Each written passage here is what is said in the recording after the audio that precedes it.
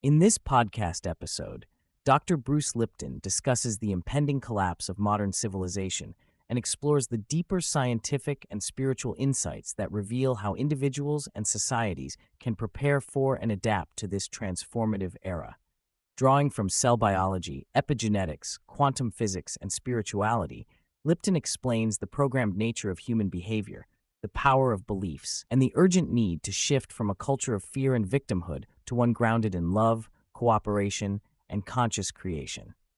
Lipton opens with a stark warning about unsustainable human civilization, emphasizing that humanity currently consumes resources at a rate 60% higher than what Earth can regenerate, effectively living off the ecosystem's capital. This leads to pollution, destruction, and the undermining of natural balances, likened to turning a garden into a battleground. He underlines that this collapse is inevitable and necessary, as the current system is too corrupt to be fixed from within. Science predicts an irreversible collapse within 10 to 20 years, but Lipton assures that this does not mean the end of humanity.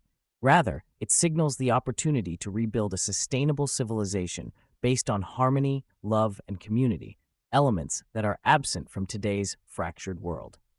Lipton uses a profound analogy comparing humanity to cells within a single organism. Just as cells can die by attacking one another in autoimmune diseases, human society is experiencing self-destructive behaviors mirrored in global conflicts and environmental degradation. He highlights the mirroring of internal bodily health with external planetary health, suggesting that healing one necessitates healing the other. Recognizing that we are interconnected elements of a larger living system can shift our mindset from antagonism to cooperation. More than half the global population suffers from some form of sickness or disease that limits their full potential. Lipton challenges the deeply ingrained belief that genes are the primary cause of diseases such as cancer or Alzheimer's. He clarifies that scientific evidence shows less than 1% of disease can be attributed to genetics. Instead, genes function as blueprints that require an architect, namely the mind, to read, interpret, and express them. Chronic stress, negative beliefs, and fear-induced programming suppress the immune system and deteriorate health. He argues that much of modern healthcare functions like a business, feeding off of this victim mentality, leading to high medical costs and a failing system. Medical errors in treatments are noted as one of the leading causes of death worldwide, further underscoring the failings of current medical paradigms. Lipton delves deep into the psychological and neurological foundations of human behavior, explaining that about 70% of mental programming is absorbed in the first 7 years of life during a phase dominated by theta brainwave hypnosis. During this time, the brain downloads patterns of behavior, belief, and emotional response mainly through observation rather than conscious thought.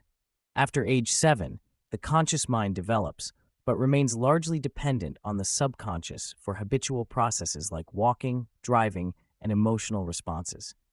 He explains that 95% of daily behavior occurs on autopilot, driven by subconscious programs that the conscious mind cannot readily detect.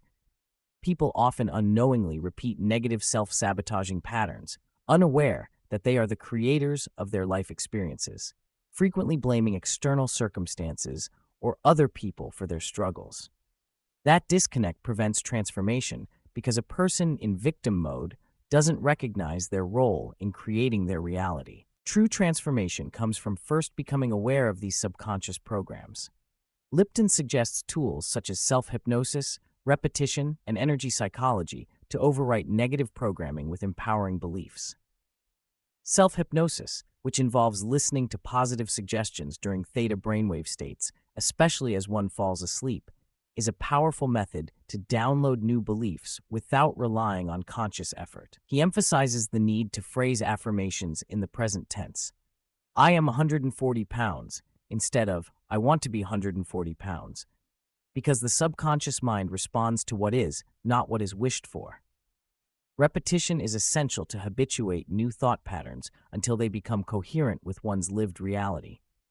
Lipton explains that simply thinking positive affirmations without repetition or proper emotional backing often fails, especially when those affirmations conflict with deeply ingrained beliefs. He also dispels skepticism around the power of positive thinking by highlighting placebo effects as strong scientific proof that belief alone can catalyze physiological healing. Conversely, negative thinking can be equally powerful but destructive by suppressing immune function and propagating stress. Lipton presents the brain as a two-mind system: the conscious mind, responsible for creativity, wishes, and desires, and the subconscious mind, which manages habits and survival mechanisms. These minds can work in harmony or opposition, and when they conflict, stress and dysfunction arise. The subconscious checks the truth of statements made by the conscious mind through muscle testing. If subconscious and conscious beliefs are aligned, muscles remain strong, but if they conflict, muscles weaken. This test can be used to identify limiting beliefs such as, "I love myself," or "I am worthy," which many people subconsciously reject despite consciously affirming them. Behavior change, then, depends on aligning these minds by reprogramming subconscious beliefs through methods like crossing limbs to engage both brain hemispheres, affirmation repetition, and energy psychology techniques. He highlights how even long-held beliefs can be changed in minutes once the proper approach is used. Lipton emphasizes the impact of parental attitudes in early childhood on subconscious programming. He warns against parents acting like harsh coaches, as criticism during the first 7 years imprints negatively and can create lifelong limiting programs. Children in their early years cannot consciously process criticism. They only record it as programming. Positive reinforcement and modeling empower children to develop healthy self-beliefs. Modeling behaviors such as confidence, abundance, and self-love prove more influential than verbal encouragement alone. Lipton strongly rejects genetic determinism, explaining that belief in genes controlling destiny creates a victim mentality that disempowers individuals. The mind's role as an architect that turns genes on or off means that mindset and environmental factors govern health outcomes. He cites examples where adopted children develop diseases common in their adoptive families rather than biological families, highlighting the primacy of environmental programming over raw genetics. He also critiques Darwinian survival of the fittest and struggle for life narratives as outdated, false, and culturally harmful, having contributed to societal division and the hoarding of resources by a small elite. Cooperation, not competition, is the evolutionary antidote. Lipton bridges spirituality with quantum science by describing the body as a receiver and the self, or identity, as an energetic broadcast instead of mere physical constituents. Using examples from cell biology and experiments showing cellular communication over long distances, he explains that identity fields transcend physical form and are interconnected in a universal energy field he equates with spirit. He discusses how spirit is not a religious concept, but a scientific reality supported by quantum physics. The body acts like a television set, receiving the programming broadcast by the spirit field. Death of the body is likened to turning off the television. The broadcast, the spirit, remains. Lipton notes the profound connection between mother and child at the cellular and energetic levels, providing a scientific basis to intuitive experiences described as maternal empathy and psychic connection. Stress is identified as the primary biological mechanism that suppresses the immune system and destroys health. Stress triggers the body's fight-or-flight mode, redirecting blood flow from internal organs like the gut and immune system to muscles needed for immediate survival. Chronic modern stress, unlike brief ancestral threats, like running from predators, is continuous and depletes bodily maintenance, mental clarity, and immunity.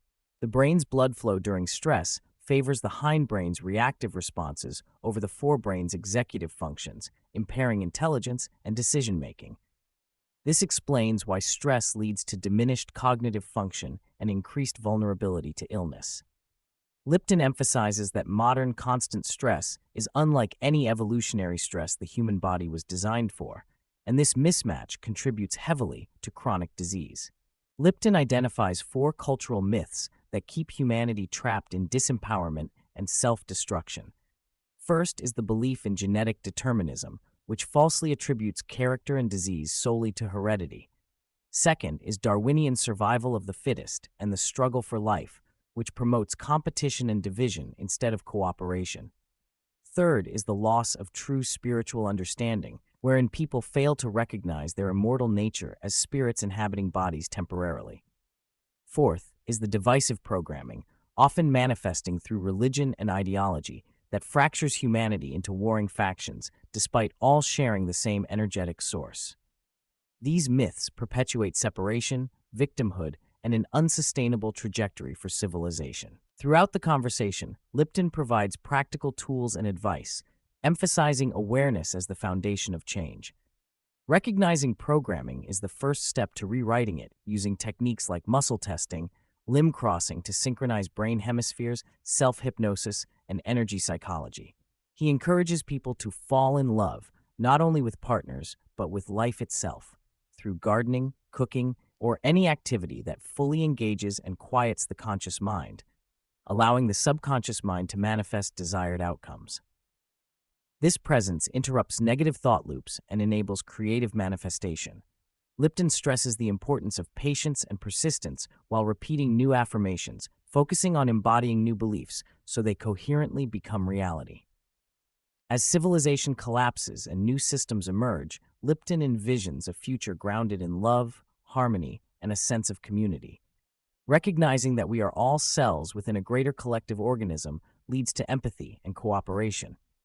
This shift involves reclaiming individual power, shedding victimhood, and embracing spiritual truths validated by science. He admonishes people to connect with their inner creative mind and spirit, fostering personal responsibility for the reality they create, individually and collectively. When asked for the 3 essential truths to leave behind, Lipton highlights that individuals are powerful creators, that spirit is immortal and transcends physical death, and that true greatness involves appreciating the beauty of life in the here and now. He invites people to find the heaven that exists already, through the simple act of watching a sunset or smelling the roses. This grounding in present moment wonder is vital amidst societal upheaval.